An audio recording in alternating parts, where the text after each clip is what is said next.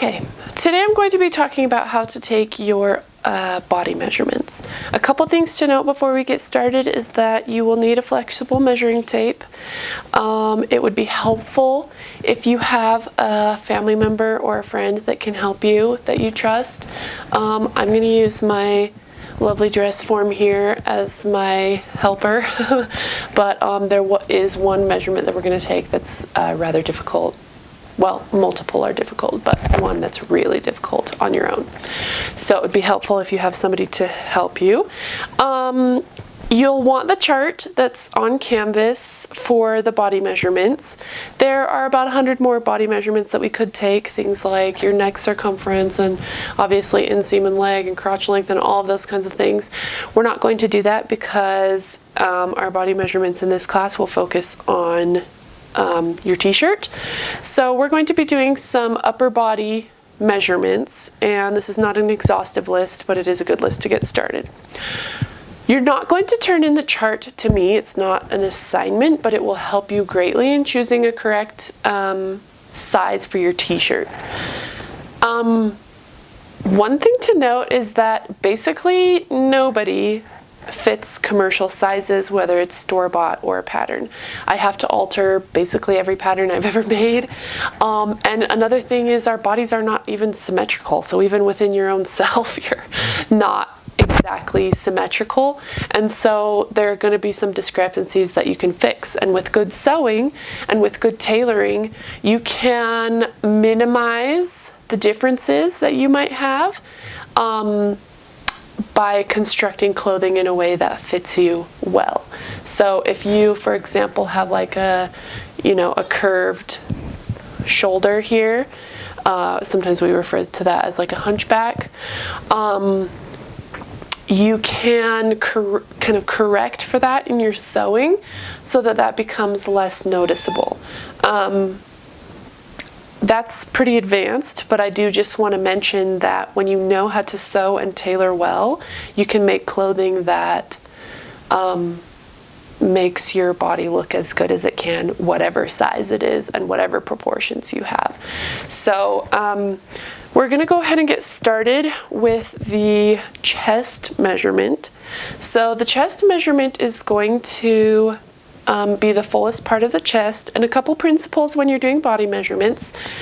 You want your flexible measuring tape to be snug but not tight, so you don't want like indents in there, that doesn't help anybody.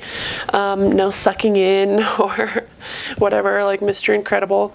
It's going to be snug but not tight, and then you want your measuring tape to be roughly parallel to the floor or horizontal. Okay, so snug but not tight and horizontal. You're gonna get obviously wonky measurements if you're going like super diagonal, okay?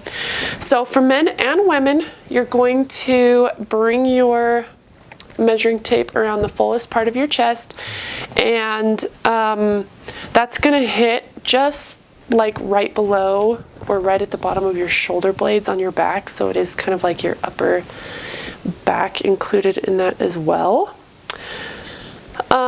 And then you're going to write that down. Okay. The next measurement we're going to take is the waist measurement, which is going to be our natural waist. So that's not, well, I guess now it's kind of where, at least, yeah, it's kind of now where you wear high-waisted pants, but it's your natural waist. So really, it's right at the bottom of your rib cage, okay, or at the narrowest part. So your rib cage typically is wider, and then you have just a little indent right below your rib cage. That's where we're measuring the natural waist. Okay, so you're going to take that and write it down in inches. I round to the nearest 1/4 inch. You can go closer than that, but really, especially for a t-shirt, you're not going to need anything closer. Like 1/8 of an inch is really not necessary, but it's kind of up to you. The next thing we're going to measure is the high hip, which is right about where your hip bone is. So for me, I'm fairly tall, and the bottom of my rib cage or my natural waist is about here, and then the top of my hip bone is about here. So that's about a 4-inch difference. For some of you, it might be smaller than that. but it is not, so it's just going to be your high hip. That's not included in a lot of body measurements, but it is in one of our men's tees, so we're going to take that measurement. So that's kind of right at the top of that hip bone. And again, just making sure that your measuring tape is snug but not tight, and then parallel to the ground or horizontal. The next measurement we're going to take is the hip, which really is kind of lower than you think it is, but what it refers to is actually where you bend when you lift your leg, which if you kind of feel around, you can tell like it's this lower area. And it's going to go around the fullest part, so you need to understand where the fullest part of your bottom is, and you're going to go all the way around that. So you don't want your measuring tape like arching up and coming down. You want it again horizontal to the ground and around the fullest part of your hip and bottom. So I'm gonna write that down. Okay. Now we're gonna do a couple that are going to, you could probably manage most of those ones by yourself. We're gonna get into a couple that are gonna be really tricky if you don't have somebody to help you. So we're going to measure the shoulders. Okay, and that's going to, I'm just going to turn my dress form around. That's going to be from, excuse me, from what we call in clothing is the side, the arm side. That's actually where the seam comes across here, where your arm seam meets your shoulder seam. So it's not all the way out to the back of your arm. That would add several inches. It's from where your shoulder and your arm meet. Okay, so again, that's kind of tricky, like on yourself, to like, even just to hold it, but to even find that spot is kind of tricky. So that's when it comes really in handy to have someone helping you. So I'm just going to measure across from this point to this point, and I'm going to write that down.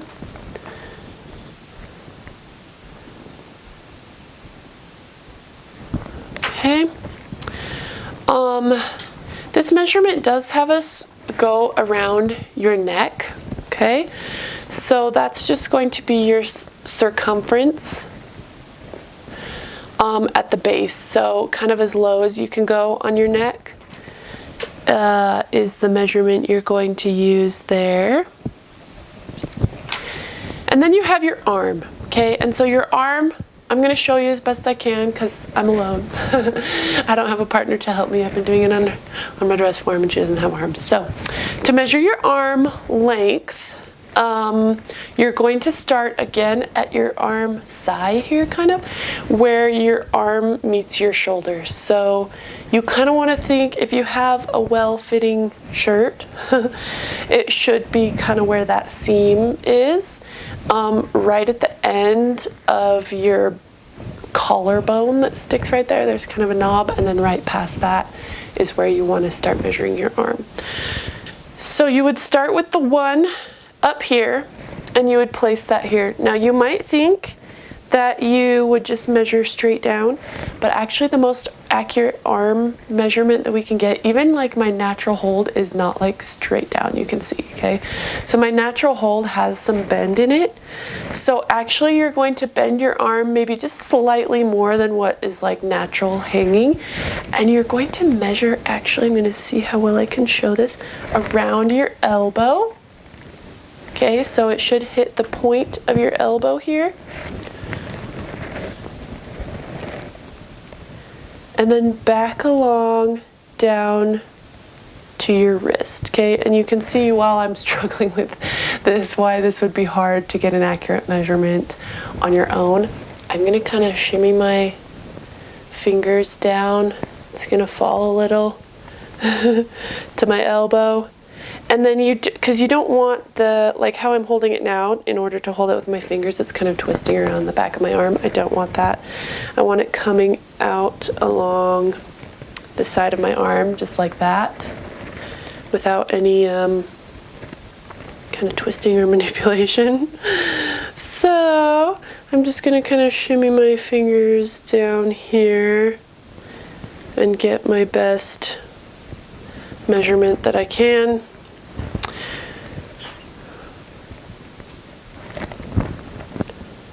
And we'll go there. Okay, so again, you're not measuring your arm like straight out. Some people want to do that or this.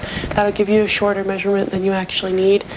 The most accurate measurement is something close to where we naturally hang our arms. Maybe just a little more bend, and then measuring from the arm, point of the elbow, down to the wrist. Okay? And then the last one, which really is almost impossible, is the back to waist. So we had our natural waist point around here, okay? So that's the kind of the narrowest part of your waist right above your hip. So I'm just gonna stick a pin in there to help me remember where that is. Don't stick a pin in your skin because I'm working with a dress form and it's harder to see anatomically.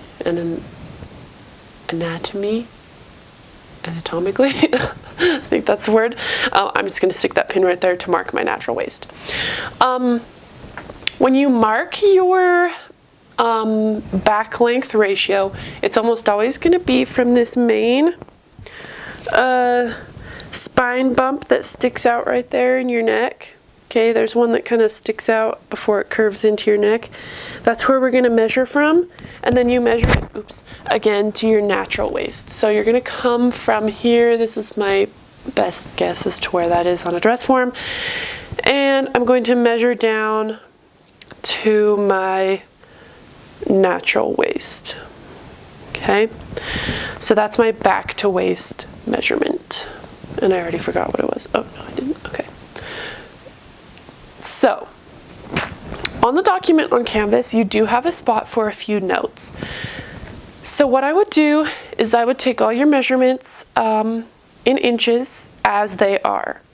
Then I would think about what you want for your t-shirt, whether you want it long sleeve, 3/4 sleeve, short sleeve.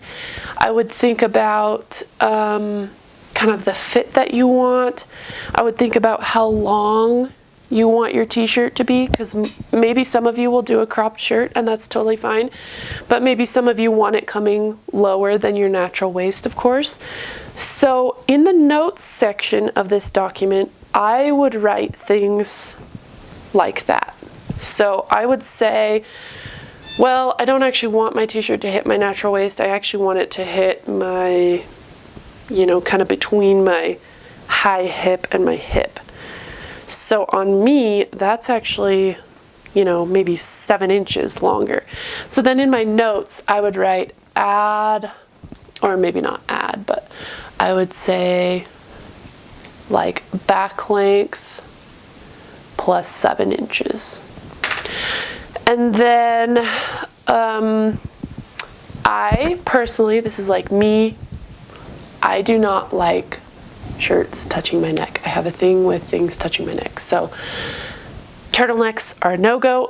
So I might make a note on my neck measurement, like lower neck, 1/2 inch or something. And then another one might be my sleeve. So my arm length, I might want a short sleeve. So while I have someone with me, I might kind of figure out, like, I really like sleeves that kind of hit me right here, right above the elbow, or I like more of like almost a cap sleeve look. So that's going to be like just a few inches long, like maybe there.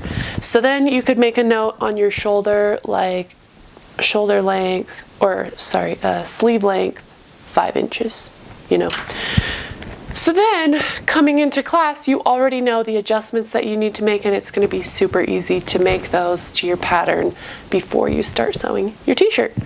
So that's a basic intro into taking your body measurements. Hopefully it was helpful, and I really, really, really recommend filling out your body measurements paper that was on Canvas so that you have that ready for you when you start to sew your t-shirt.